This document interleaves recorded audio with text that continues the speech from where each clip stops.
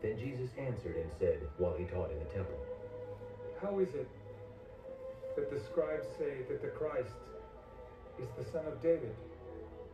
For David himself said by the Holy Spirit, 'The Lord said to my Lord, sit at my right hand, till I make your enemies your footstool.' Therefore, David himself calls him Lord. How is he then his son?" And the common people heard him gladly. Then he said to them in his teaching, "Beware of the scribes, who desire to go around in long robes, love greetings in the marketplaces, the best seats in the synagogues, and the best places at feasts, who devour widows' houses, and for a pretense make long prayers." I just closed it by accident, so I'm not sure. "These will receive greater condemnation." I accidentally closed the one. Now Jesus sat opposite the treasury, and saw how the people put money into the treasury. And many who were rich put in much. Then one poor widow came, and threw in 2 mites, which make a quadrans. So he called his disciples to himself.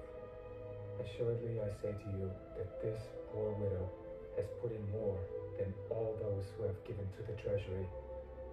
For they all put in out of their abundance, but she, out of her poverty, put in all that she had, her whole livelihood."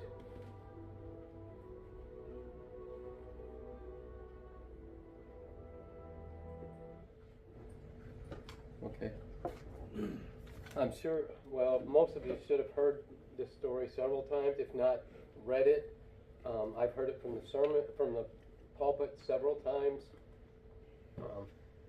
And one of the things that I saw in the outline, it says that Jesus was watching. He was observing what was happening.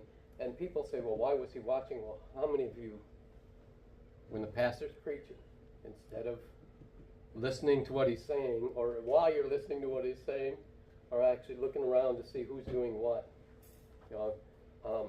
Last night they were talking about the mirror that they had in the back, and said it was more of a disturbance because people were trying to see what other people were doing.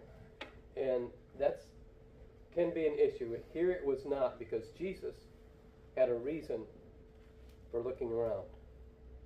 He wanted to see what people, well, he was looking to see what people were putting in, but he also had a mission. Because, as you know, Jesus knew everything, as far as what was on people's hearts and what was on their minds. Amen.